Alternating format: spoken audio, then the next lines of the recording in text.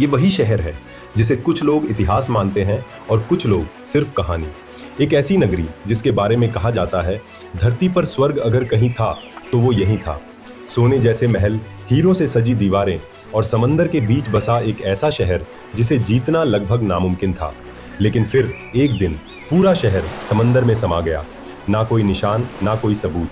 कई सालों तक लोग कहते रहे ये तो बस एक कहानी है। लेकिन 1983 में समंदर ने खुद अपना राज खोलना शुरू किया और जो मिला उसने इतिहास को हिलाकर रख दिया। और ये है कहानी द्वारका की। कहानी शुरू होती है मथुरा से। कृष्ण सिर्फ एक राजा नहीं थे, वो एक बहुत समझदार रणनीति बनाने वाले थे। उन्होंने कंस का वध किया और मथुरा को आजाद कराया।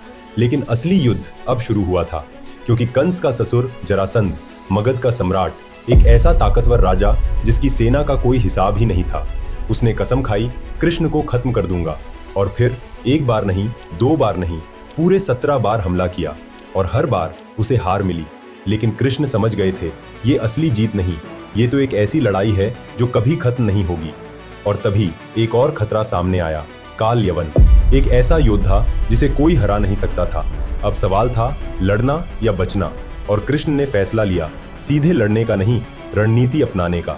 उन्होंने मथुरा छोड़ दी, भागने के लिए नहीं, एक नया इतिहास बनाने के लिए। कृष्ण समंदर के किनारे पहुंचे। उन्होंने तप किया और फिर समुद्र देवता प्रकट हुए। उन्होंने कहा, मैं तुम्हें समंदर के बीच जमीन देता हूं, यहां अपनी नगरी बसाओ। जरा सोचिए, जहां आज सिर्फ पानी दिखाई देता है, वहां कभी जमीन थी, और उसी जमीन पर बना एक शहर जिसे बनाने आए देवताओं के वास्तुकार विश्वकर्मा। और फिर जो बना वो सिर्फ एक शहर नहीं था, वो अपने आप में एक कमाल की रचना था।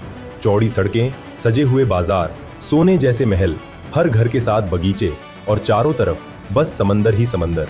एक ऐसा शहर जिस तक कोई दुश्मन पहुंच भी नहीं सकता था। यही थी द्वारका। समय बीतता गया और फिर वो दिन आया जब कृष्ण इस दुनिया से चले गए। लेकिन कहा जाता है द्वारका के अंत की शुरुआत उससे भी पहले हो चुकी थी, एक श्राप से।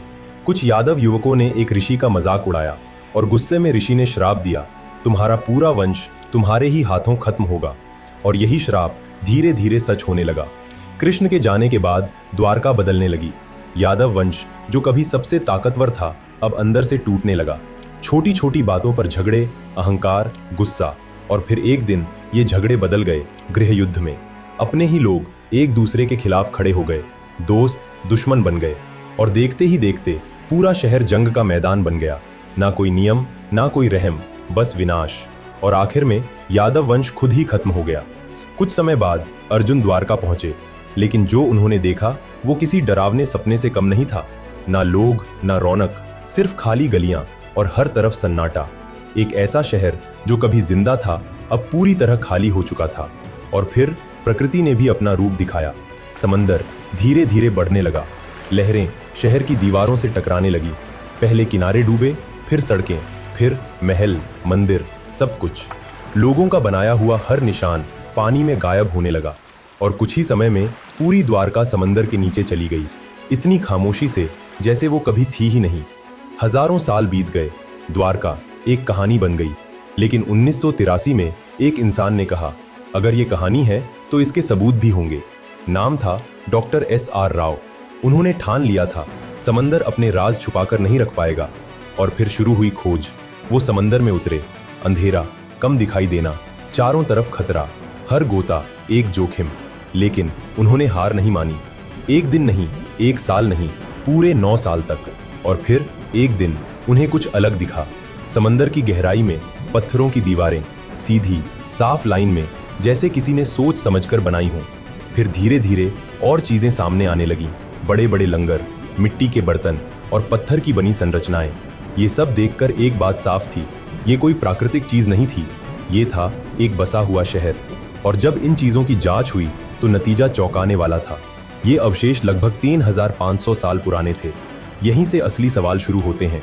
क्या ये वही द्वारका है जिसका जिक्र हमारे प्राचीन ग्रंथों में मिलता है, या फिर ये सिर्फ एक पुराना समुद्री शहर है जिसे हम द्वारका मान बैठे हैं? विज्ञान कहता है ये अवशेष लगभग 1500 ईसा पूर्व के हैं, लेकिन परंपरा कहती है द्वारका कम से कम 5000 साल पुरानी है। यानी दोनों कहानियां अलग हैं, और दोनों अपने अपने तरीके से सच लगती हैं। तो आखिर सच क्या है? क्या ये वही नगरी है जहां कभी कृष्ण ने राज किया था, या फिर ये सिर्फ इतिहास का एक टुकड़ा है जिसे हम कहानी से जोड़ रहे हैं? और सोचने वाली बात यह है, अगर ये द्वारका नहीं है तो असली द्वारका कहाँ है? क्या वो अभी भी समंदर की गहराइयों में छिपी हुई है, या फिर हमने उसे खोज लिया है, बस पहचान नहीं पाए? द्वारका सिर्फ एक कहानी नहीं, एक रहस्य है।